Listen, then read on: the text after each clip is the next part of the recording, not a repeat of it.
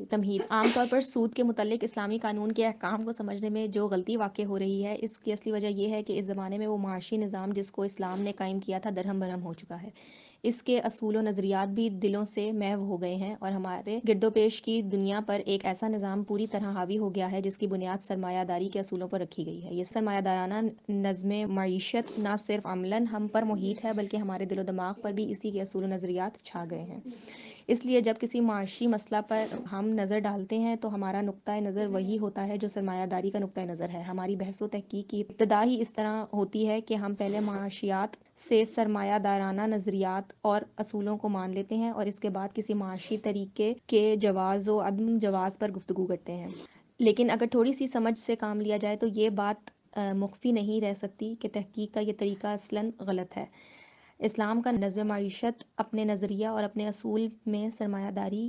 کے نظم معیشت سے بالکل مختلف ہے۔ دونوں کے مقاصد الگ الگ ہیں، دونوں کی روح جدا جدا ہے، دونوں کی مناہج علیحدہ علیحدہ ہیں۔ اب اگر کسی مسئلے کے متعلق سرمایہ داری کے اصول و نظریات کو تسلیم کر کے اسلام کے معاشی احکام میں سے کسی حکم پر نظر ڈالی جائے تو لا محالہ یا تو وہ بالکل ہی غلط نظر آئے گا یا اس میں ایسی ترمیم کر دی جائے گی کہ جس سے وہ اسلامی قانون کے اصول سے ہٹ کر بالکل سرمایہ داری کے قالب میں ڈھل جائے گا، اور اس میں نہ اسلامی روح باقی رہے گی، نہ اسلامی قانون کے اغراض و مقاصد اس سے حاصل ہو سکیں گے، اور نہ وہ اپنے جوہر میں حقیقتاً ایک اسلامی حکم ہوگا۔ یہی بنیادی غلطی ہے جس کی وجہ سے سود کے معاملے میں ہمارے جدید معاشی مفکرین اسلامی احکام کو سمجھنے اور ان کے اغراض و مصالح کا ادراک کرنے میں ٹھوکروں پر ٹھوکریں کھاتے چلے جا رہے ہیں۔ وہ سرے سے یہی نہیں جانتے کہ اسلام کا معاشی نظام کن اصولوں پر قائم کیا گیا ہے، ان کے مقاصد کیا ہیں، ان کی روح کیا ہے، سود کو اس نے کیوں حرام قرار دیا ہے، سود لین دین کے مختلف اشکال میں علت حرمت کیا شے ہے، اور جن معاملات میں یہ علت پائی جاتی ہے اس کو اسلامی نظم معیشت پر کھپا دینے سے کیا قباحت واقع ہوتی ہے۔ ان تمام اساسی امور سے بیگانہ ہو کے جب وہ کلیتاً سرمایہ داری کے نقطہ نظر سے سود کے متعلق اسلامی قانون پر نگاہ ڈالتے ہیں تو ان کو در حقیقت سود کی حرمت کے لیے کوئی دلیل ہی ہاتھ نہیں آتی، کیونکہ سود تو سرمایہ داری کی جان اور اس کی روح رواں ہے۔ اس کے بغیر سرمایہ داری کا کاروبار چل ہی نہیں سکتا، اور کسی ایسے نظام معاشی کا سود سے خالی ہونا غیر ممکن ہے جس کی عمارت سرمایہ داری کے اصولوں پر قائم ہو۔ لیکن مشکل یہ ہے کہ علمی اور عملی حیثیت سے یہ حضرات اسلام سے منحرف ہو چکنے کے باوجود اعتقادی حیثیت سے بدستور اس کے پیرو ہیں اور قصداً اس کے دائرے سے نکلنا نہیں چاہتے۔ اس لیے عقیدہ کی بندش تو ان کو مجبور کرتی ہے کہ سود کی حرمت سے انکار نہ کریں، مگر ان کا علم اور عمل ان کو مجبور کرتا ہے کہ سود کے متعلق اسلامی احکام کی بندشوں کو توڑ دیں۔ دل و دماغ کی یہ کشمکش ایک مدت سے جاری ہے اور اب اس میں مصالحت کی آسان صورتیں یہ نکالی گئی ہیں کہ اسلامی احکام کی تعبیر اس طرح کی جائے کہ سود ایک اس میں بامسمہ ہونے کی حیثیت سے تو بدستور حرام کا حرام رہے، مگر نظام سرمایہ داری میں اس کے جتنے مسمہ پائے جاتے ہیں وہ قریب قریب سب حلال ہو جائیں۔ زیادہ سے زیادہ جس چیز کے خلاف ان کو سرمایہ داری کے اصولوں سے کوئی دلیل ہاتھ آتی ہے وہ مہاجنی سود یوزری ہے، لیکن اس کو بھی کلیتاً مسدود کر دینے کی کوئی وجہ وہ نہیں پاتے۔ ان کے نزدیک ضرورت صرف اس کی تحدید کی ہے، اور اس سے ان کی مراد یہ ہے کہ سود کی فیصدی شرح ناقابل ادا نہ ہو اور کسی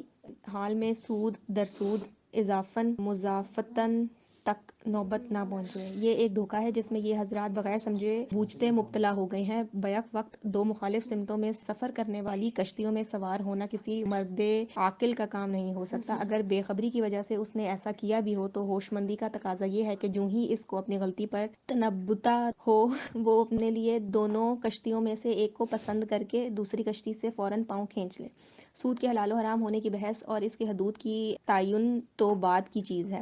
سب سے پہلے یہ ضروری ہے کہ آپ اسلامی نظم معیشت اور سرمایہ دارانہ نظم معیشت کے اصول اور روحی فرق کو اچھی طرح سمجھ لیں اور قرآن و حدیث کے احکام پر غور کر کے ان اصول و قواعد سے باخبر ہو جائیں جن پر اسلام نے سرمایہ داری اور اشتراکیت کے درمیان ایک متوسط نظم معیشت قائم کیا ہے۔ اس تحقیق سے آپ پر خود بخود منکشف ہو جائے گا کہ اسلام جس ڈھنگ پر انسان کے معاشی معاملات کی تنظیم کرتا ہے اس میں صرف یہی نہیں کہ سود کی قطعاً کوئی گنجائش نہیں ہے، بلکہ وہ سرے سے اس نظریہ اور اس ذہنیت اور ان معاشی حالات ہی کا استحصال کر دیتا ہے جن کی وجہ سے سودی معاملات کی مختلف صورتیں وجود میں آتی ہیں۔ اس کے بعد آپ کے لیے ناگزیر ہوگا کہ دو راہوں میں سے ایک راہ کا انتخاب کر لیں۔ ایک راہ یہ ہے کہ آپ اسلام کے اصول معیشت کو رد کر کے سرمایہ دارانہ نظام معیشت کے اصولوں پر ایمان لے آئیں۔ اسی صورت میں آپ کو اسلام کے اصول اور احکام میں ترمیم کرنے کی زحمت ہی نہ اٹھانی پڑے گی، بلکہ آپ کے لیے سیدھا اور صاف راستہ یہ ہوگا کہ اس کے اتباع سے انکار انکار کر دیں۔ دوسری راہ یہ ہے کہ آپ اسلام کے اصول معیشی کو صحیح سمجھیں، سود کو اس کی تمام صورتوں کے ساتھ اولا وجہ البصیرت حرام جانیں،